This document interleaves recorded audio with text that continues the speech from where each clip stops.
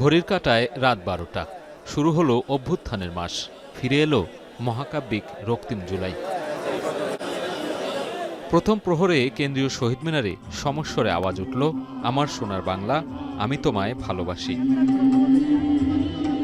এরপর শত শত মোমবাতির আলোকধারা, যে আলোয় স্মরণ করা হলো জুলাই আগস্ট গণ অভ্যুত্থানে হাজারো ছাত্র জনতার আত্মত্যাগকে।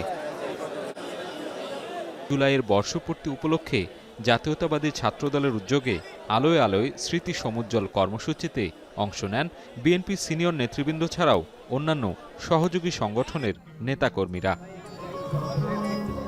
প্রথম প্রহরের আয়োজনে অংশ নিয়ে জুলাইয়ের উত্তাল দিনগুলোর কথা স্মরণ করে ছাত্রদল সভাপতি বলেন, অভ্যুত্থানের চেতনা রক্ষায় ছাত্রদল সব সময় চেষ্টা করবে। জুলাই আগস্টের গণ অভ্যুত্থান পরবর্তী বাস্তবতায় প্রায় 11 মাস অতিবাহিত হয়েছে। ছাত্রদল আজ গেস্টরুম প্রথা পুরোপুরি বিলুপ্ত ঘোষণা করেছে। জুলাই গণ অভ্যুত্থানের চেতনা রক্ষা করার জন্য ছাত্রদল ভ্যানগার্ড হিসাবে ভূমিকা পালন করবে, সেই প্রতিজ্ঞা করছি। Hire Google TV, endless color, smart living. BNP নেতারা বলেন, জুলাই অভ্যুত্থান কোনো নির্দিষ্ট দলের নয়, আপামর ছাত্র জনতার অভ্যুত্থান। বাংলাদেশের ছাত্র সমাজ, বাংলাদেশের যুব সমাজ, নারী সমাজ সবাই ঐক্যবদ্ধভাবে বাংলাদেশে একটি ফ্যাসিবাদী শাসন ব্যবস্থার বিলোপ ঘটিয়েছে। এটা কোনো একক রাজনৈতিক দলের কৃতিত্ব না। আমরা বলি না এটা আমরা বিএনপি করেছি, আমরা কখনই বলি না এটা শুধু তারেক রহমান করেছেন। বাংলাদেশের আপামর মানুষ এটি সম্ভব করেছে।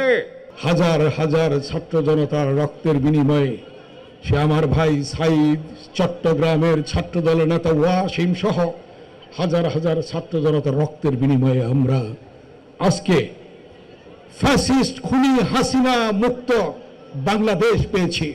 ওয়াসিমের রক্তের বিনিময়ে, সাইদের রক্তের বিনিময়ে সেই রক্ত কখনই বৃথা যাবে না। বিএনপি সিনিয়র যুগ্ম মহাসচিব রুহুল কবির রিজভী বলেন, শহীদদের আত্মদানকে কোনোভাবে বৃথা হতে দেয়া যাবে না। বাধা এলেও গণতন্ত্রের মূল্যবোধ প্রতিষ্ঠায় কাজ করতে হবে। তাদের আত্মদান এবং তাদের দেখানো যে পথ, যে জন্য তারা জীবন দিয়েছে, সেইটা আমাদের এখন বাস্তবায়ন করতে হবে। এই সংগ্রাম আরো কঠিন, এই সংগ্রাম বাস্তবায়ন করতে হলে আরো বাধা আসবে, কিন্তু সেই বাধাকে তোমাদের ফেলে ফেলে সত্যিকার অর্থেই আমরা একটি স্বাধীন গণতন্ত্র এবং গণতন্ত্রের মূল্যবোধ প্রতিষ্ঠা করব। জুলাইয়ের চেতনা ধারণ করে অভ্যুত্থানের বর্ষপূর্তি উপলক্ষে ধারাবাহিকভাবে শহীদদের স্মরণে মাসব্যাপী বিভিন্ন কর্মসূচি ঘোষণা করে সংগঠনটি। আমাদের বাংলাদেশ জাতীয়তাবাদী সাজিদ আরাফাত, এখন, ঢাকা। অত্যন্ত সুশৃঙ্খলতার সাথে